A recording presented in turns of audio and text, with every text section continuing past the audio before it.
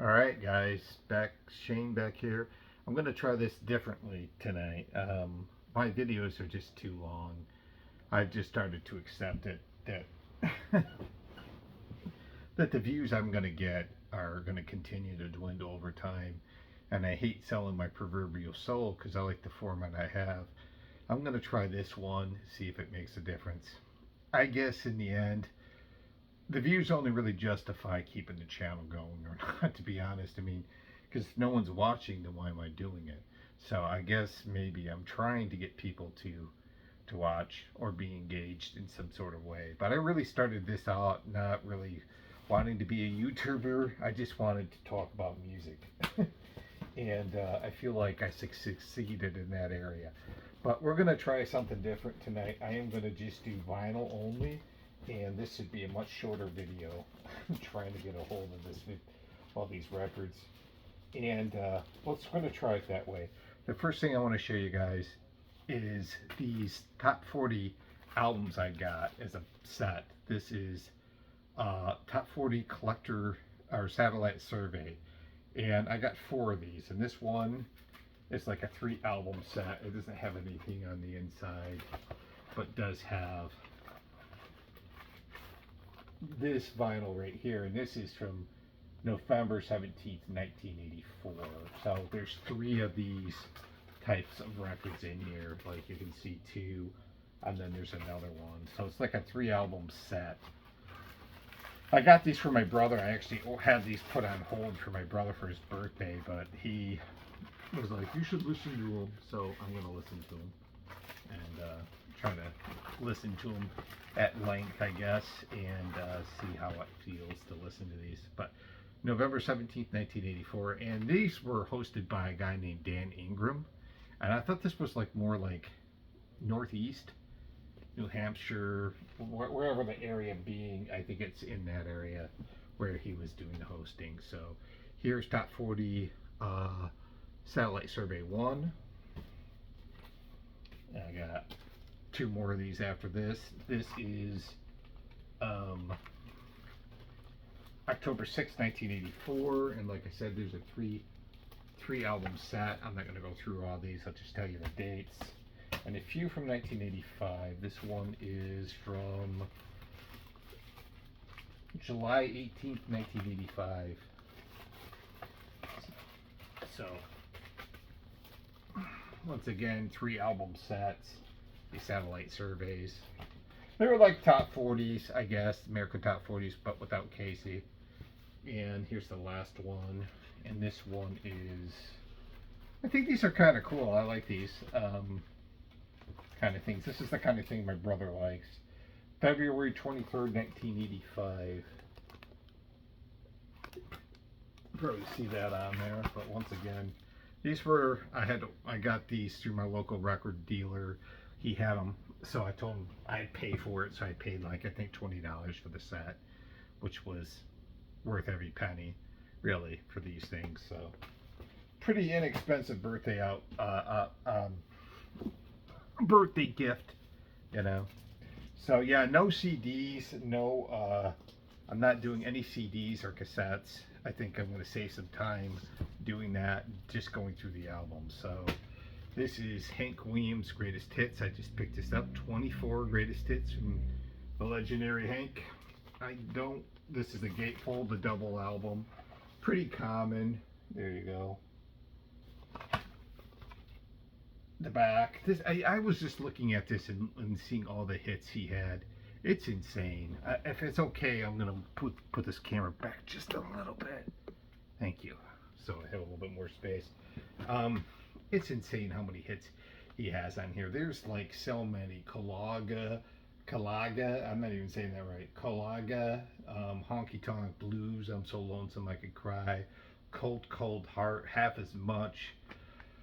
Honky Tonkin', You Win Again, Jesus Christ, Take These Chains From My Heart, Jambalaya, of course, Jesus, some good songs, Moving On Over, I can't believe how many hits he had, and then songs like Mind Your Own Business is great, and what's that other one, Setting the Woods on Fire is another hit from him, but Baby We're Really in Love is terrific. I think a giant in country music, not just from the singing point of view, but from a songwriting point of view. He was special.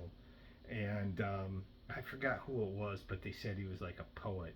And that's kind of true. He kind of is. And as great as like Towns Van Zandt and, you know, Merle Haggard, who's probably the greatest country songwriter of all time, I like Hank a lot too in that discussion. Towns Van Zandt, you know, all those guys. There's so many good countries. Chris Christopherson. I could just go down the list, and I could just keep going and going. And if I missed one, don't worry. I probably missed one that I liked a lot too. So, yeah, this is wonderful. I was going to say John Prine, but is he country music? Probably not. He's all country music. Yeah, so I've been looking to get something like this by him on vinyl.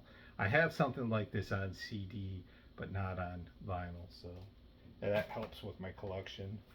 This is Tchaikovsky's Pathétique. This is Symphony Number 6, and a wonderful piece of classical music by the great Tchaikovsky. So there's been rumors that this guy was depressed, and then his brother said he was never depressed. But Pathétique, I think, is either Greek, or I think it's Greek meaning passion or emotion. So obviously his brother probably didn't know him all that well, I guess, if you're going to call something that way. That not that that meant he was depressed because he called it passion or emotion, but this is a beautiful piece of music. There's like little bits of melancholia spread throughout. Some of this is really, really, really joyous in a way, and some of this is very, very emotional, I would say, in a way, melancholic. And it's a great piece of classical music. This is performed by the Vienna Philharmonic Orchestra and conducted by Jean Martinon. And this was, I think, the last piece of music that he played live before he passed away, Tchaikovsky. So, anyways, I do believe he was kind of a bit of a depressant, so to speak. This is a great album. Joni Mitchell, Hissing at Summer Lawns. This is a fucking awesome album.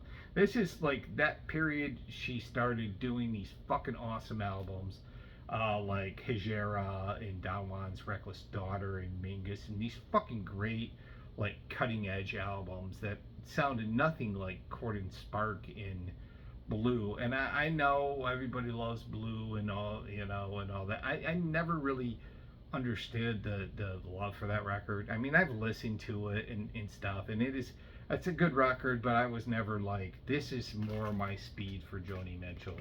For me personally, and it's just my opinion before y'all get like, what are you talking about? And all that. It's just I'm just saying my opinion is like the Blue and the Court and Spark and what was it, Clouds, and I like all those records too. I just was never like Blue being this emotional confessional thing for me. It just wasn't. You know, it's just a nice piece of music. This has the first song in here is kind of a rock song. In France, They Kiss in the Street.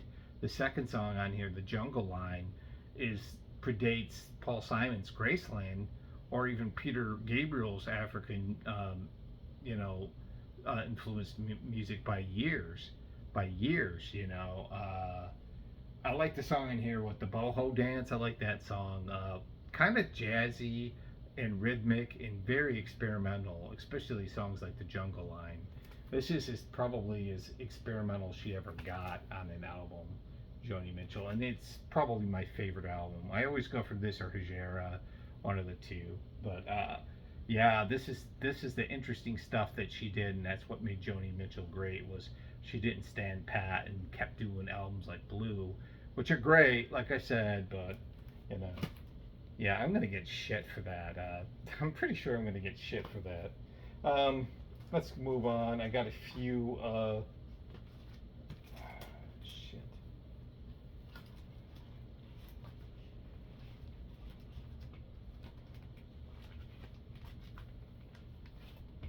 Oh, here we go. A few more $3 records, and then we're going to get into the a few $5 records, tens, and going on up. I don't have a ton to show you, but I have some to show you. So sorry, I'm flopping through these. These two I got for $3, and this is kind of later '80s Petra, and I actually certainly kind of like that. Well, the first is mid '80s Petra with the album Beat the System. And it's true that this band can kind of rock out, but this is really synth popping out on this album. And I think it's the last album that had their lead singer on it.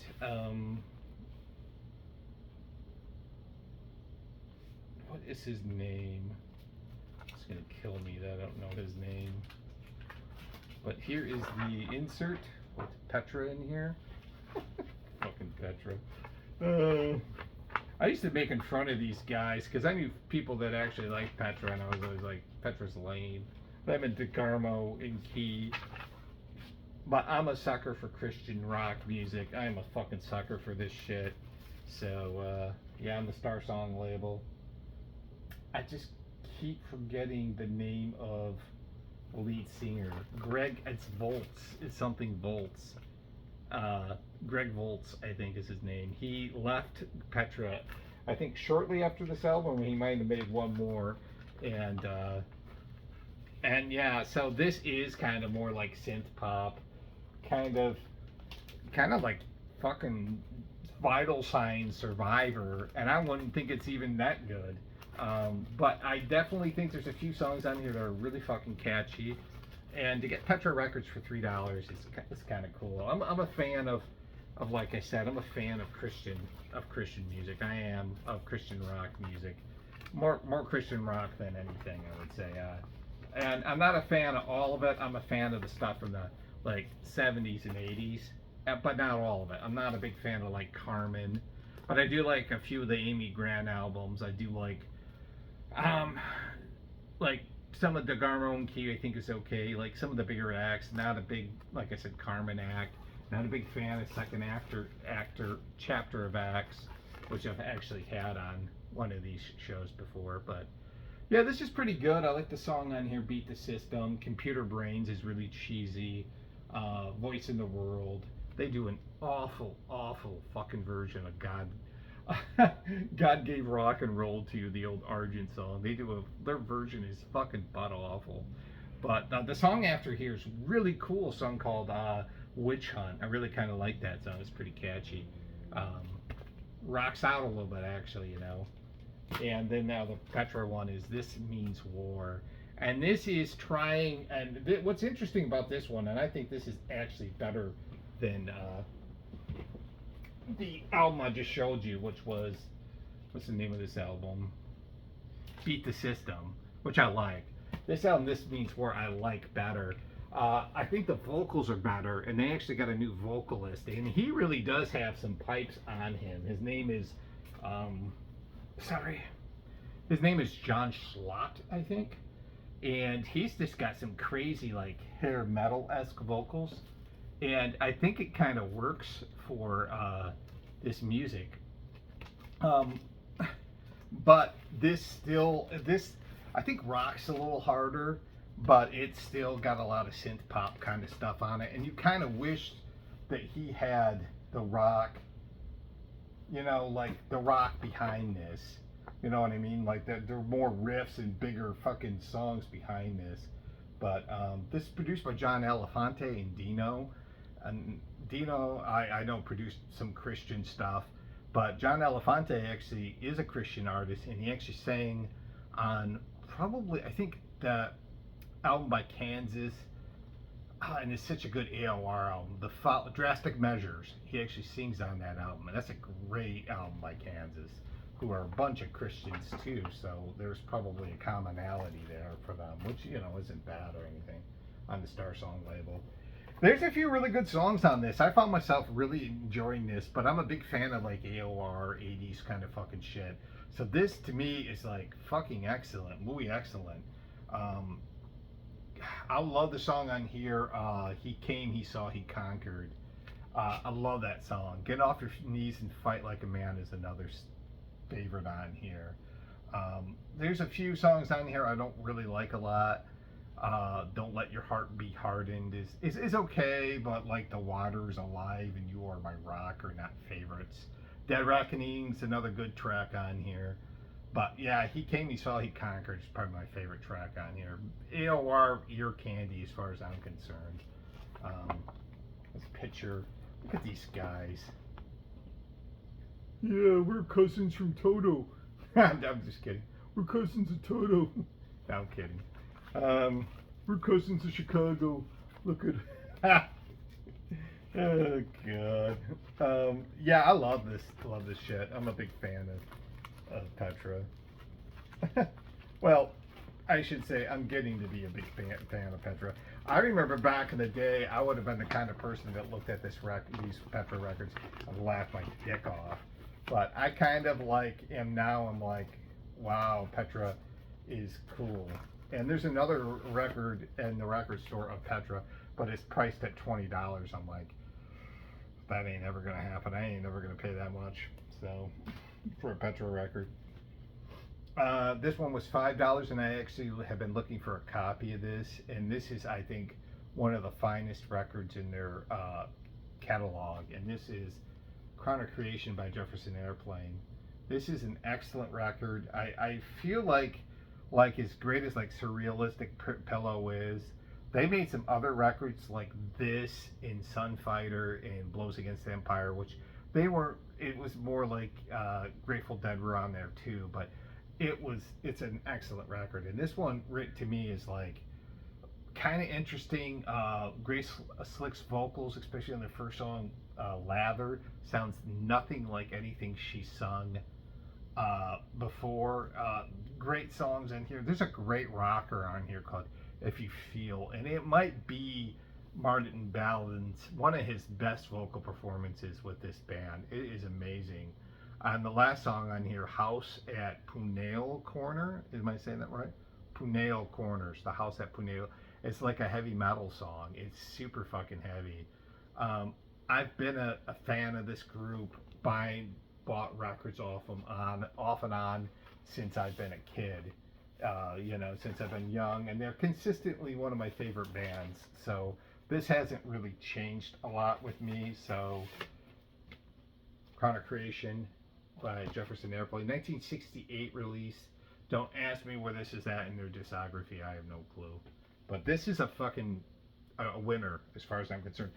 It followed up after Bathing at Baxter's, I believe, and is as much as I love that record, this one has a little bit more weight and stability to it and rocks a little harder. So it's great. Journey next. This is the third studio album with Journey, and the last with Greg Rowley on vocals. I think he stays in the band and plays keys, but he's no longer the primary vocalist.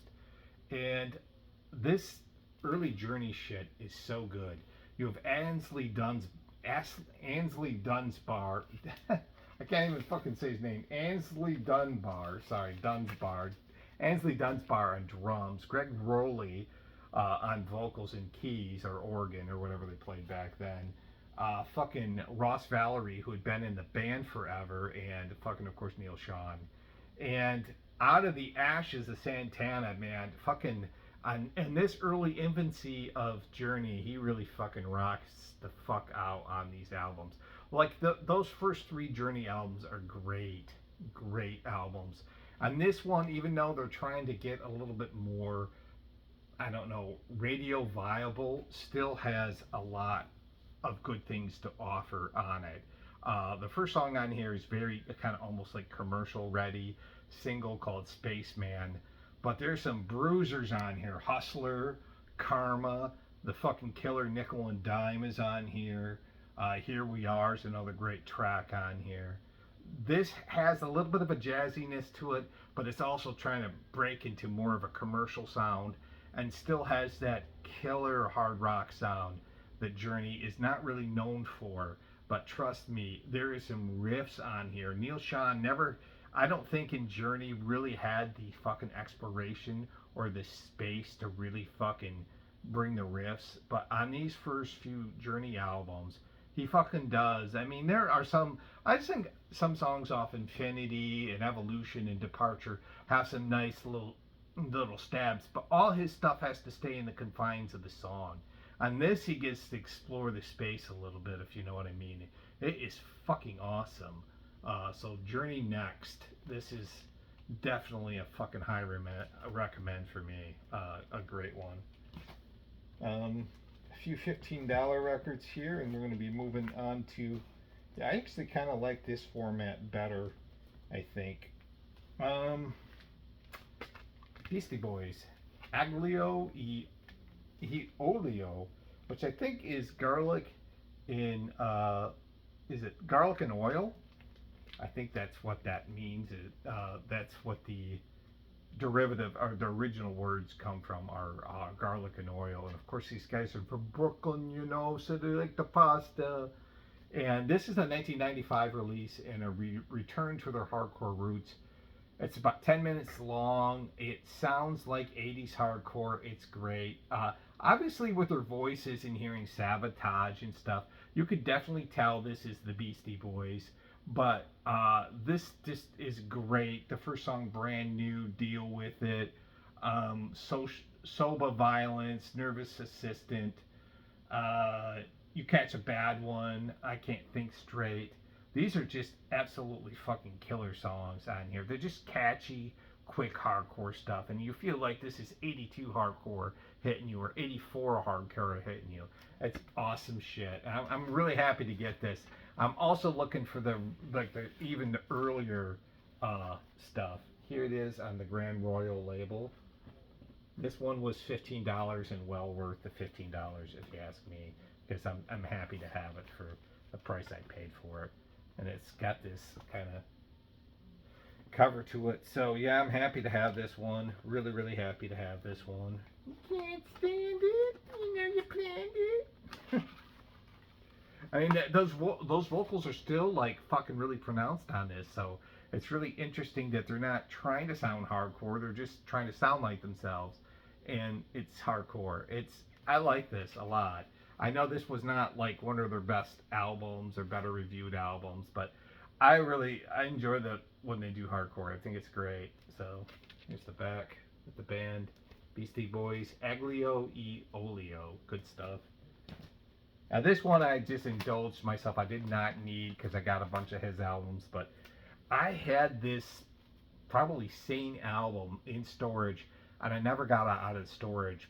I think my brother got this for me, or Jim, my friend, got this for me, and it was like $15 back in the day, so I decided to get a copy of it. Back a copy. This is Woody Guthrie, and this is This Machine Gun Kills Fascist, a compilation album by Woody Guthrie, which came out originally in 2011, I believe, and then reissued again on Golden Tone Records in 2022. This is a reprint of an earlier pressing of this album. I had the first pressing or original pressing of this, and this was used but still in the shrink, and it's on some awesome vinyl here. Since that Bob Dylan movie came out, I've been listening to Woody kind of off and on, and there is that. Let me pull it out so you can see the beauty of this. Ever since that Bob Dylan biopic, like I said, I've been listening to Woody off and on since the beginning of the year, and it's been excellent. It's been an excellent ride listening to Bob Dylan, Bob Dylan's hero, Woody Guthrie, and I kind of think since I kind of started revisiting Woody Guthrie, and I haven't really listened to him seriously up until this year, do I realize he's got to be one of my favorite artists ever. Regardless of genres, if I had a top 10, he would be in there someplace. He's not somebody I listened to a lot in the past, but I always had wild respect for. And now I have more kind of like I feel like his music feels way more emotional to me than it did in the past. In the past, it just kind of reminded me like old-timey grandpa music. Now it's got like an emotional like thing for me. Like I feel emotionally like sort of connected to it in a way. Like it just makes more sense to me hearing it now, and it's just wonderful folk music. This has got some few big hits. John Henry, Pretty Boy Floyd, But I like More Pretty Girls Than One on here. Love that song. Bear Me Beneath the Willows. Hard It Ain't Hard. Hard Ain't It Hard, I should say. Yeah, I'm a big fan of Woody Guthrie. I'm a personal hero of mine, really, in a way. Anybody that would have a gun, that would, a guitar that would say this gun or this machine kills fascists, is all right. I mean, this machine kills fascists. It's all right. So you're gonna see this machine kills fascists on this guitar right there. So getting close to the end. Just got a few more left. This one I picked up this weekend. It's a compilation of 2 EPs that they made in 1985, and this is a band kind of that at that point was transitioning their sound into a different kind of thing. But this has got echoes of their first album, Garlands, and this is sorry, the Cocteau Twins with 2 EPs. What is it? Tiny Dynamite and Echoes in a Shallow Bay. So Tiny Dynamite and Echoes in a Shallow Bay are both EPs that were recorded, I think, in '85, and they still are kind of like working on their sound before they became, I guess, kings of shoegaze or ethereal dream pop or whatever you want to call them. I'd say by the time Victoria Land came out, they kind of had that sound patternized. So this still feels like a little bit more. It feels a little of both. Like it has a raw kind of, dare I say, dark wave sound, but still has some of that kind of shoegaze dream elements in it. And I love the guitar sound on this. Robin Guthrie, man, killing it on here. But this is really good. If you're a Cocteau Twins fan, and if you watch my channel, I've been showing a lot of their shit. I'm going to show the last 2 albums are by the same artist, so this one will be one for you. This I just picked up this weekend. Green River, Dry as a Bone. I think this is their first EP or their first Sub Pop EP. And I think their EPs were kind of thrown together like this was thrown together with Rehab Doll. But I have Rehab Doll separate from this. I have this and Rehab Doll on the same CD. I didn't really need this, and for $31, I should know better to pay that much for something like this. But I got it just because I have pretty much now, I think most of Green River stuff on vinyl. I think they didn't have a ton of material, so I'm pretty sure I got most of it. This has also an additional LP of all their single and compilation tracks, including 5 previously unreleased singles. So I kind of got it for that too, which is kind of cool. This is remastered by the mastermind of Seattle music, Mr. Jack Endino, and I love the sort of raucousy, and it is almost menacing, fucking garage-ish, but more noisy, sort of Stooges punk, kind of a noise punk. The early stuff with Green River, and this is one of the best bands from the '80s. I'd probably have this band in my top 10 best bands of the '80s. They're fucking awesome, man. They're just awesome, and at least in my opinion.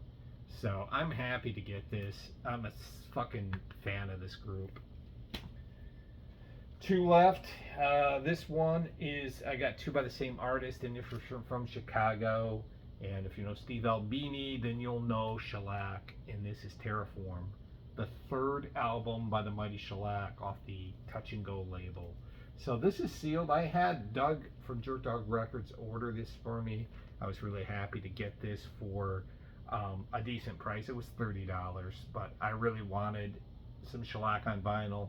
And this is a nice record. I think I got a great song on here called Mouthpiece, which is really fucking long. I don't know this album as intimately as their first album, but it has some of that like sort of noise, sort of angular detuned guitar attack, but it also has some kind of a little bit more mellow features, but not, all in the noise rock world that means something, right? It's a little, you know, and it feels more mature for him, uh, for Steve Albini. You know, like this feels like a little bit more of a grown up shellac record to me, not the college or radio staple that is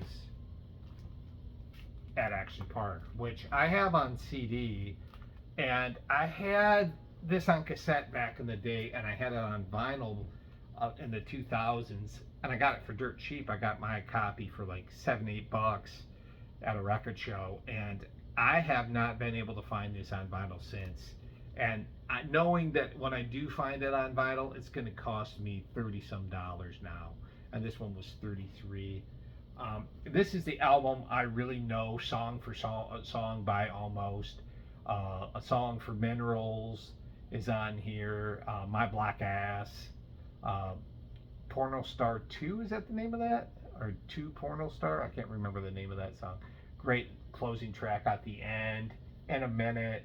The Idea North. And probably my favorite song on here, The Dog and Pony Show. This is some great, like I said, it's like the guitars are detuned like they are in Big Black, but this is way more angular and more, it sounds, I don't know, it sounds more mechanistic than than Big Black's Noise Attack. It sounds way more like industrial, sort of mechanistic, not industrial like industrial music, but like industrial machine kind of thing. You know, like that's kind of what this sounds like, and to an extent. And if you're a fan of shellac, you know this is a great album. Probably in my top 10 albums of the 90s for sure. I love every song on here. I've listened to this probably more than any other, even any other album by fucking Big Black. I've listened to this the most. So, fucking kudos to fucking shellac. What a great band they were. You know, I kind of stopped interest with shellac with, I think it was Dude Incredible. That album, I like, didn't do anything for me, and I just kind of was like, fuck them, because I didn't know they were still making music. But I might have to go back and listen to some of those later shellac albums. I do like the second album, The Futurist. Would love to get that on vinyl, but I'll get it when I get it. So here we are at the 32-minute mark, way shorter than I normally ever will be. And we're going to try to do this and see how this works.